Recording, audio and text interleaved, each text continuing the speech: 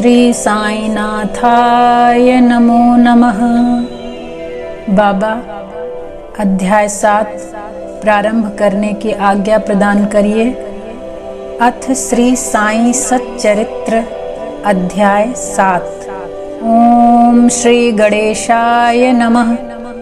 ओम श्री सरस्वत्ये नमः। ओम श्री गुरुवे नमः। ओम श्री कुलदेवी देवताभ्यो नमः। ओम श्री सीतारामचंद्राभ्यां नमः। ओम श्री साई अमृतांसवे नमः। प्रिय भक्तों, अब हम अध्याय 7 में श्री साईं बाबा की प्रकृति, उनकी यौगिक क्रियाएं, उनकी सर्वव्यापकता, कुष्ठ रोगी की सेवा, खापरड़े के पुत्र को प्लेग, पंढरपुर गमन तथा अद्भुत अवतार के बारे में विस्तृत श्रवण करेंगे। ओम श्री साईनाथाय नमो नमः। श्री साईं बाबा समस्त यौगिक क्रियाओं में पारंगत थे। 6 प्रकार की क्रियाओं के तो वे पूर्ण ज्ञाता थे। 6 क्रियाएं, जिनमें धौती क्रिया, इसमें एक 3 इंच चौड़े व 22.5 इंच लंबे कपड़े के भीगे हुए टुकड़े से पेट को स्वच्छ किया जाता है। खंड योग अर्थात अपने शरीर के अवयवों को पृथक पृथक कर उन्हें पुनः पूर्ववत जोड़ना और समाधि आदि भी सम्मिलित है। यदि कहा जाए कि वे हिंदू थे तो आकृति से वे यवन से प्रतीत होते थे। कोई भी यह निश्चित नहीं कर सकता था कि वे हिंदू थे या यवन। वे हिंदुओं का रामनवमी उत्सव यथाविधि से मनाते थे और साथ ही मुसलमानों का चंदन उत्सव भी। वे उत्सव में दंगलों को प्रोत्साहन तथा विजेताओं को पर्याप्त पुरस्कार देते थे। गोकुल अष्टमी को वे गोपाल काला उत्सव भी बड़ी धूमधाम से मनाते थे। ईद के दिन वे मुसलमानों को मस्जिद में नमाज पढ़ने के लिए आमंत्रित किया करते थे। एक समय मुहर्रम के अवसर पर मुसलमानों ने मस्जिद में ताजिए बनाने तथा कुछ दिन वहां रहकर फिर जुलूस बनाकर गांव से निकालने का कार्यक्रम रचा। श्री साईं बाबा ने केवल 4 दिन ताजियों को वहां रहने दिया और बिना किसी राग द्वेष के 5वें दिन वहां से हटवा दिया। यदि कहें कि वे यवन थे तो उनके कान छिदे हुए थे, और यदि कहें कि वे हिंदू थे तो वे सुनता कराने के पक्ष में थे। नाना साहेब चांदोरकर, जिन्होंने उनको बहुत समीप से देखा था, उन्होंने बतलाया कि उनकी सुन्नता नहीं हुई थी। साईं लीला पत्रिका श्री बीवी देव द्वारा लिखित शीर्षक बाबा यवन की हिंदू के पृष्ठ 562 पर इसका विस्तृत वर्णन है। यदि कोई उन्हें हिंदू घोषित करे तो वे सदा मस्जिद में निवास करते थे, और यदि यवन कहें तो वे सदा धूनी प्रज्वलित करते थे तथा अन्य कर्म जो कि इस्लाम धर्म के विरुद्ध है, जैसे चक्की पीसना, शंख तथा घंटानाद, होम आदि कर्म करना, अन्नदान और अर्घ्य द्वारा पूजन आदि सदैव वहाँ चलते रहते थे। यदि कोई कहे कि वे यवन थे तो कुलीन ब्राह्मण और अग्निहोत्री भी अपने नियमों का उल्लंघन कर सदा उनको साष्टांग नमस्कार किया करते थे। जो उनके स्वदेश का पता लगाने गए, उन्हें अपना प्रश्न ही विस्मृत हो गया और वे उनके दर्शन मात्र से ही मोहित हो गए। अस्तु, इसका निर्णय कोई न कर सका कि यथार्थ में साईं बाबा हिंदू थे या फिर यवन। इसमें आश्चर्य ही क्या है, जो अहम व इंद्रिय जन्य सुखों को तिलांजलि देकर ईश्वर की शरण में आ जाता है तथा जब उसे ईश्वर के साथ अभिन्नता प्राप्त हो जाती है, तब उसकी कोई जाति पाति नहीं रह जाती। इसी कोटि में श्री साईं बाबा बाबा भी थे। वे जातियों और प्राणियों में किंचित मात्र भी भेदभाव नहीं रखते थे। फकीरों के साथ वे आमिष और मछली को सेवन भी कर लेते थे। कुत्ते भी उनके भोजन पात्र में मुंह डालकर स्वतंत्रता पूर्वक खाते थे, परंतु उन्होंने कभी कोई भी आपत्ति नहीं की। ऐसा अपूर्व और अद्भुत श्री साईं बाबा का अवतार था। गत जन्मों के शुभ संस्कारों के परिणाम स्वरूप मुझे भी उनके श्री चरणों के समीप बैठने और उनका सत्संग लाभ उठाने का सौभाग्य प्राप्त हुआ। मुझे जिस आनंद व सुख का अनुभव हुआ उसका वर्णन मैं किस प्रकार कर सकता हूँ। यथार्थ में बाबा अखंड सच्चिदानंद थे। उनकी महानता और अद्वितीयता का बखान कौन कर सकता है। जिसने उनके श्री चरण कमलों की शरण ली उसे साक्षात्कार की प्राप्ति हुई। अनेक सन्यासी, साधक और अन्य मुमुक्ष जन भी श्री साईं बाबा के पास आया करते थे। बाबा भी सदैव उनके साथ चलते फिरते, उठते बैठते, उनसे वार्तालाप कर उनका चित्त रंजन किया करते थे। अल्लाह मालिक सदैव उनके होठों पर था। वे कभी भी विवाद और मतभेद में नहीं पड़ते थे। सदा शांत और स्थिर रहते थे, परंतु कभी कभी वे क्रोधित हो जाया करते थे। वे सदैव ही वेदांत की शिक्षा दिया करते थे। कोई भी अंत तक न जान सका कि श्री साईं बाबा वास्तव में कौन थे। अमीर और गरीब दोनों उनके लिए एक समान थे। वे लोगों के गुह्य व्यापार को पूर्णतया जानते थे और जब वे गुह्य रहस्य को स्पष्ट करते तो सब विस्मित हो जाते थे। स्वयं ज्ञानावतार होकर भी वे सदैव अज्ञानता का प्रदर्शन किया करते थे। उन्हें आदर सत्कार से सदैव अरुचि थी। इस प्रकार का श्री साईं बाबा का वैशिष्ट्य था। थे तो वे शरीरधारी, परंतु कर्मों से उनकी ईश्वरीयता स्पष्ट झलकती थी। शिरडी के सकल नर नारी उन्हें परब्रह्म ही मानते थे। बाबा से संबंधित कुछ विशेष बातों का यहाँ वर्णन किया गया है। श्री साईं बाबा के एक अंतरंग भक्त म्हालसापति, जो कि बाबा के साथ मस्जिद तथा चावड़ी में शयन करते थे, उन्हें बाबा ने बतलाया था कि मेरा जन्म पाथर्डी के एक ब्राह्मण परिवार में हुआ था। मेरे माता पिता ने मुझे बाल्यावस्था में ही एक फकीर को सौंप दिया था। जब यह चर्चा चल रही थी तभी पाथर्डी से कुछ लोग वहां आ गए तथा बाबा ने उनसे कुछ लोगों के संबंध में पूछताछ भी की थी। श्रीमती काशीबाई कानेटकर पूना की एक प्रसिद्ध विदुषी महिला थी। उन्होंने साईं लीला पत्रिका भाग 2 सन 1934 के पृष्ठ 79 पर अनुभव नंबर 5 में प्रकाशित किया है कि बाबा के चमत्कारों को सुनकर हम लोग अपनी ब्रह्मवादी संस्था की पद्धति के अनुसार विवेचन कर रहे थे। विवाद का विषय था कि श्री साईं बाबा ब्रह्मवादी हैं या वाम मार्गी। कालांतर में जब मैं शिरडी को गई तो मुझे इस संबंध में अनेक विचार आ रहे थे। जैसे ही मैंने मस्जिद की सीढ़ियों पर पैर रखा कि बाबा उठकर सामने आ गए और अपने हृदय की ओर संकेत कर मेरी ओर घूरते हुए क्रोधित होकर बोले, यह ब्राह्मण है, शुद्ध ब्राह्मण, इसे वाम मार्ग से क्या प्रयोजन। यहाँ कोई भी यवन प्रवेश करने का दुस्साहस नहीं कर सकता और न ही वह करे। पुनः अपने हृदय की ओर इंगित करते हुए बोले, यह ब्राह्मण लाखों मनुष्यों का पथ प्रदर्शन कर सकता है और उनको अप्राप्य वस्तु की प्राप्ति करा सकता है। यह ब्राह्मण की मस्जिद है। मैं यहाँ किसी वाम मार्गी की छाया भी न पड़ने दूंगा। तो इस प्रकार बाबा को अपने भक्तों के मन की सभी बातें स्वतः ही पता चल जाती थी और वे उनके प्रश्नों का उत्तर दे देते थे। आइए अब बाबा की प्रकृति जान लेते हैं। मैं मूर्ख जो हूँ श्री साईं बाबा की अद्भुत लीलाओं का वर्णन नहीं कर सकता।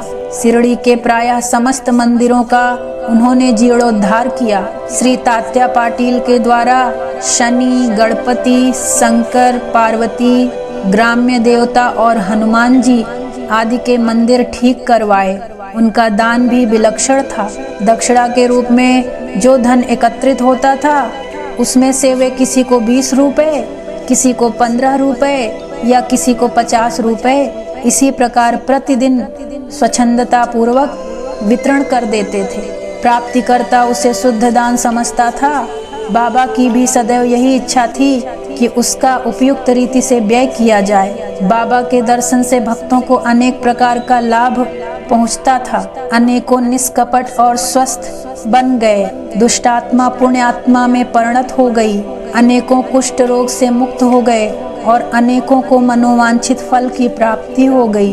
कोई भी उनकी महानता का अंत न पा सका। उनकी कीर्ति दूर दूर तक फैलती गई और भिन्न भिन्न स्थानों से यात्रियों के झुंड शिरडी आने लगे। बाबा सदा धूनी के पास ही आसन जमाए रहते और वहीं विश्राम किया करते थे। वे कभी स्नान करते और कभी स्नान किए बिना ही समाधि में लीन रहते थे। वे सिर पर एक छोटी सी साफी, कमर में एक धोती और एक तन ढकने के लिए एक अंगरखा धारण करते थे। प्रारंभ से ही उनकी वेशभूषा इसी प्रकार थी। अपने जीवन काल के पूर्वार्ध में वे गांव में चिकित्सा कार्य भी किया करते थे। रोगियों का निदान कर उन्हें औषधि भी देते थे और उनके हाथ में अपरिमित यश था। इस कारण से वे अल्पकाल में ही योग्य चिकित्सक विख्यात हो गए। यहाँ केवल एक ही घटना का उल्लेख किया जाता है जो बड़ी विचित्र सी है। विलक्षण नेत्र चिकित्सा जो बाबा द्वारा की गई। एक भक्त की आंखें बहुत लाल हो गई थी, उस पर सूजन भी आ गई थी। शिरडी सरीखे छोटे से गांव में डॉक्टर कहाँ मिलते। तब भक्तगण ने रोगी को बाबा के समक्ष उपस्थित किया। इस प्रकार की पीड़ा में डॉक्टर प्रायः लेप, मरहम, अंजन, गाय का दूध तथा कपूर युक्त औषधियों को प्रयोग में लाते हैं, पर बाबा की औषधि तो सर्वथा ही भिन्न थी। उन्होंने भिलावा पीसकर उसकी 2 गोलियां बनाई और रोगी के नेत्रों में एक एक गोली चिपकाकर कपड़े की पट्टी से आंखें बांध दी। दूसरे दिन पट्टी हटाकर नेत्रों के ऊपर जल के छींटे छोड़ गए। सूजन कम हो गई और नेत्र प्रायः निरोग हो गए। नेत्र शरीर का एक अति सुकोमल अंग है, परंतु बाबा की औषधि से कोई हानि नहीं पहुंची, वरन नेत्रों की व्याधि दूर हो गई। इस प्रकार अनेक रोगी निरोग हो गए। यह घटना तो केवल उदाहरण स्वरूप ही यहाँ लिखी गई है और भक्तों को सुनाई जा रही है। बाबा की यौगिक क्रियाएं। बाबा को समस्त यौगिक प्रयोग और क्रियाएं ज्ञात थी। उनमें से केवल 2 का ही उल्लेख यहाँ किया जाता है। धौती क्रिया जो कि आंतें स्वच्छ करने की क्रिया है। प्रति तीसरे दिन बाबा मस्जिद से पर्याप्त दूरी पर एक वट वृक्ष के नीचे किया करते थे। एक अवसर पर लोगों ने देखा कि उन्होंने अपनी आंतों को उदर के बाहर निकालकर उन्हें चारों ओर से स्वच्छ किया और समीप के वृक्ष पर सूखने के लिए रख दिया। शिरडी में इस घटना की पुष्टि करने वाले लोग अभी भी जीवित हैं। उन्होंने इस सत्य की परीक्षा भी की थी। साधारण धौती क्रिया एक 3 इंच चौड़े व 22.5 इंच लंबे गीले कपड़े के टुकड़े से की जाती है। इस टुकड़े को मुंह के द्वारा उदर में उतार लिया जाता है तथा उसे लगभग आधा घंटे तक रखे रहते हैं ताकि उसका पूरा प्रभाव हो जावे। तत्पश्चात उसे बाहर निकाल लेते हैं। पर बाबा की तो यह धौती क्रिया सर्वथा विचित्र और असाधारण ही थी। दूसरी यौगिक क्रिया खंड योग। एक समय बाबा ने अपने शरीर के अवयव पृथक पृथक कर मस्जिद के भिन्न भिन्न स्थानों में बिखेर दिए। अकस्मात उसी दिन एक महाशय मस्जिद में पधारे और अंगों को इस प्रकार यहाँ वहाँ बिखरा देखकर बहुत ही भयभीत हो गए। पहले उनकी इच्छा हुई कि लौटकर ग्राम अधिकारी के पास यह सूचना भिजवा देनी चाहिए कि किसी ने बाबा का खून कर उनके टुकड़े टुकड़े कर दिए हैं, परंतु सूचना देने वाला ही पहले पकड़ा जाता है। यह सोचकर वे मौन रहे। दूसरे दिन जब वे मस्जिद में गए तो बाबा को पूर्ववत हृष्टपुष्ट और स्वस्थ देखकर उन्हें बड़ा विस्मय हुआ। उन्हें ऐसा लगा कि पिछले दिन जो दृश्य देखा था वह कहीं स्वप्न तो नहीं था। बाबा बाल्यकाल से ही यौगिक क्रियाएं किया करते थे और उन्हें जो अवस्था प्राप्त हो चुकी थी उसका सत्य ज्ञान किसी को भी नहीं था। चिकित्सा के नाम से उन्होंने कभी किसी से एक पैसा भी स्वीकार नहीं किया। अपने उत्तम लोकप्रिय गुणों के कारण उनकी कीर्ति दूर दूर तक फैल गई। उन्होंने अनेक निर्धनों और रोगियों को स्वास्थ्य प्रदान किया। इस प्रसिद्ध डॉक्टरों के डॉक्टर, मसीहों के मसीहा ने कभी अपने स्वार्थ की चिंता न कर अनेक विघ्नों का सामना किया तथा स्वयं असहनीय वेदना और कष्ट सहन कर सदैव दूसरों की भलाई की और उन्हें विपत्तियों में सहायता पहुंचाई। वे सदा पर कल्याणार्थ चिंतित रहते थे। ऐसी ही एक घटना नीचे लिखी जाती है जो उनकी सर्वव्यापकता तथा महान दयालुता की द्योतक है। प्रिय भक्तों, आप इन सभी अध्यायों को बहुत ही अच्छे से सुने और प्रत्येक अध्याय में बताए गए बाबा के चरित्र को अपने जीवन में उतारने का प्रयास करें। आपका जीवन निश्चय ही आनंद से भर जाएगा। बाबा की सर्वव्यापकता और दयालुता के बारे में सुनिए। सन 1910 में बाबा दिवाली के शुभ अवसर पर धूनी के समीप बैठे हुए अग्नि ताप रहे थे तथा साथ ही धूनी में लकड़ी भी डालते जा रहे थे। धूनी प्रचंडता से प्रज्वलित थी। कुछ समय पश्चात उन्होंने लकड़ियां डालने के बदले अपना हाथ धूनी में डाल दिया। हाथ पूरी तरह से झुलस गया। नौकर माधव तथा माधवराव देशपांडे ने बाबा को धूनी में हाथ डालते देखकर तुरंत दौड़कर उन्हें बलपूर्वक पीछे खींच लिए। माधवराव ने बाबा से कहा, देवा, आपने ऐसा क्यों किया? बाबा सावधान होकर कहने लगे, यहाँ से कुछ दूरी पर एक लुहारिन जब भट्ठी धौंक रही थी, उसी समय उसके पति ने उसे बुलाया। कमर से बंधे हुए शिशु का ध्यान छोड़कर शीघ्रता से वहां दौड़कर गई। अभाग्यवश शिशु फिसलकर भट्ठी में गिर पड़ा। मैंने तुरंत भट्ठी में हाथ डालकर शिशु के प्राण बचा लिए हैं। मुझे अपना हाथ जल जाने का कोई दुख नहीं है, परंतु मुझे हर्ष है कि एक मासूम शिशु के प्राण बच गए। ऐसे थे हमारे साईं बाबा, जो सबसे बहुत बहुत बहुत स्नेह करते थे। और आज भी जो भक्त यह महसूस करते हैं, उन्हें अवश्य यह ज्ञात होता है कि बाबा तो हर पल हमारे साथ हैं। बस एक बार पुकार करके तो देखें। कुष्ठ रोगी की सेवा।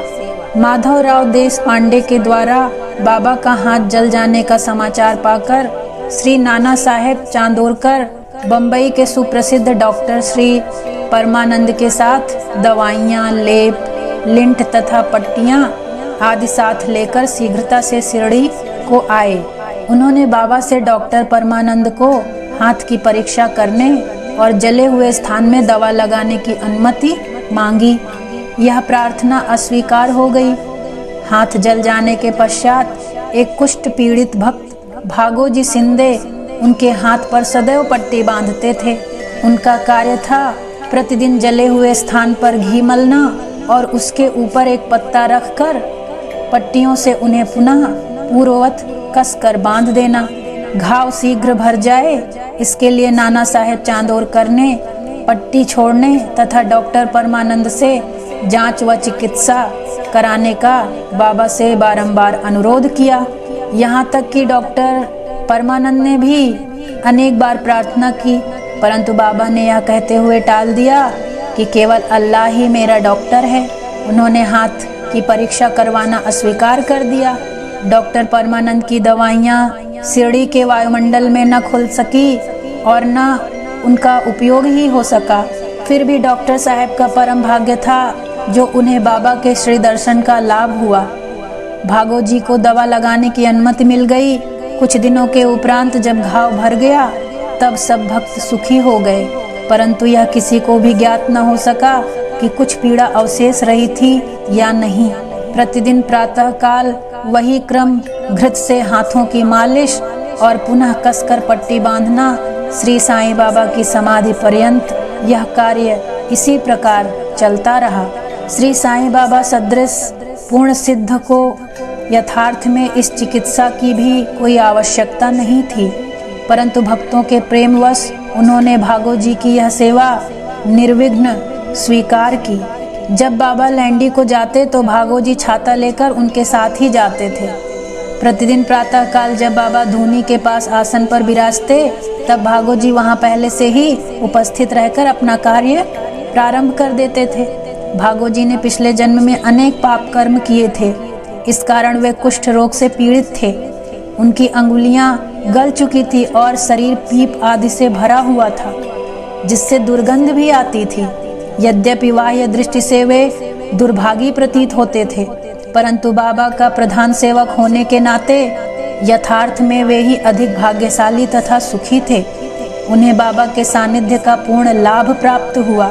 अब बालक खापरने को प्लेग की कथा सुनते हैं। अब मैं बाबा की एक दूसरी अद्भुत लीला का वर्णन करूंगा। श्रीमती खापरने अमरावती के श्री दादा साहेब खापरने की धर्मपत्नी थी। अपने छोटे पुत्र के साथ कई दिनों से शिरडी में थी। पुत्र तीव्र ज्वर से पीड़ित था, पश्चात उसे प्लेग की गांठ भी निकल आई। श्रीमती खापरने भयभीत हो बहुत घबराने लगी और अमरावती लौट जाने का विचार करने लगी। संध्या समय जब बाबा वायु सेवन के लिए वाड़े के पास से जा रहे थे, तब उन्होंने उनसे लौटने की अनुमति मांगी तथा कंपित स्वर में कहने लगी कि मेरा प्रिय पुत्र प्लेग से ग्रस्त हो गया है, अतः अब मैं घर लौटना चाहती हूँ। प्रेम पूर्वक उनका समाधान करते हुए बाबा ने कहा, आकाश में बहुत बादल छाए हुए हैं, उनके हटते ही आकाश पूर्वत स्वच्छ हो जाएगा। ऐसा कहते हुए उन्होंने कमर तक अपनी कफनी ऊपर उठाई और वहां उपस्थित सभी लोगों को 4 अंडों के बराबर गिल्टियां दिखाकर कहा, देखो मुझे अपने भक्तों के लिए कितना कष्ट उठाना पड़ता है, उनके कष्ट मेरे हैं। यह विचित्र और असाधारण लीला देखकर लोगों को विश्वास हो गया कि संतों को अपने भक्तों के लिए किस प्रकार कष्ट सहन करने पड़ते हैं। संतों का हृदय मोम से भी नरम तथा अंतर्बाह्य मक्खन जैसा कोमल होता है। वे अकारण ही भक्तों से प्रेम करते हैं और उन्हें अपना निजी संबंधी समझते हैं। जय साईं बाबा। अब पंढरपुर गमन और निवास की कथा सुनते हैं। बाबा अपने भक्तों से कितना प्रेम करते और किस प्रकार उनकी समस्त इच्छाओं तथा समाचारों को पहले से ही जान लेते थे, इसका वर्णन कर मैं यह अध्याय समाप्त करूंगा। नाना साहेब चांदोरकर बाबा के परम भक्त थे। वे खाना देश में नंदुरबार के मामलतदार थे। उनका पंढरपुर को स्थानांतरण हो गया और श्री साईं बाबा की भक्ति उन्हें सफल हो गई, क्योंकि उन्हें पंढरपुर जो भूवैकुंठ पृथ्वी का स्वर्ग सदृश ही समझा जाता है, उसमें रहने का अवसर प्राप्त हो गया। नाना साहेब को शीघ्र ही कार्यभार संभालना था, इसलिए वे किसी को पूर्व पत्र या सूचना दिए बिना ही शीघ्रता से शिरडी को रवाना हो गए। वे अपने पंढरपुर शिरडी में अचानक ही पहुंचकर अपने विठोबा बाबा को नमस्कार कर फिर आगे प्रस्थान करना चाहते थे। नाना साहेब के आगमन की किसी को भी सूचना न थी, परंतु बाबा से क्या छिपा था, वे तो सर्वज्ञ थे। जैसे ही नाना साहेब नीम गांव पहुंचे, बाबा पास बैठे हुए मालसापति अप्पा सिंधे और काशीराम से वार्तालाप कर रहे थे। उसी समय मस्जिद में स्तब्धता छा गई और बाबा ने अचानक ही कहा, चलो चारों मिलकर भजन करें। पंढरपुर के द्वार खुले हुए हैं, यह भजन प्रेम पूर्वक गाएं। पंढरपुर वाला जायाचे जायाचे, तिथेच मजला राह्याचे राह्याचे, तिथेच मचला राह्याचे राह्याचे, घर ते माझ्या रायाचे रायाचे। सब मिलकर गाने लगे। इसका भावार्थ है, मुझे पंढरपुर जाकर वहीं रहना है, क्योंकि वह मेरे स्वामी ईश्वर का घर है। बाबा गाते जाते और भक्तगण उसे दोहराते जाते थे। कुछ समय में नाना साहेब ने वहां सकुटुंब पहुंचकर बाबा को प्रणाम किया। उन्होंने बाबा से पंढरपुर को साथ पधारने तथा वहां निवास करने की प्रार्थना की। पाठकों अब इस प्रार्थना की आवश्यकता ही कहाँ थी। भक्तगण ने नाना साहेब को बतलाया कि बाबा पंढरपुर निवास के भाव में पहले से ही हैं। यह सुनकर नाना साहेब द्रवित हो श्री चरणों पर गिर पड़े और बाबा की आज्ञा, उदी तथा आशीर्वाद प्राप्त कर वे पंढरपुर को रवाना हो गए। बाबा की कथाएं अनंत हैं। अन्य विषय जैसे मानव जन्म का महत्व, बाबा का भिक्षावृत्ति पर निर्वाह, बाईजाबाई की सेवा तथा अन्य कथाओं को अगले अध्याय के लिए शेष रखकर अब मुझे यहाँ विश्राम करना चाहिए। इस प्रकार अध्याय 7 पूर्ण होता है। श्री सद्गुरु साईनाथार्पणमस्तु। शुभम भवतु। ओम साई राम, ओम साई राम। हरे हरे कृष्ण, राधे राधे श्याम। बाबा, हम सभी भक्तों का कोटि कोटि प्रणाम स्वीकार करें। बाबा, हम सभी पर अपनी कृपा, अपना आशीर्वाद सदा बना कर रखें। बाबा, ओम साईनाथाय नमो नमः।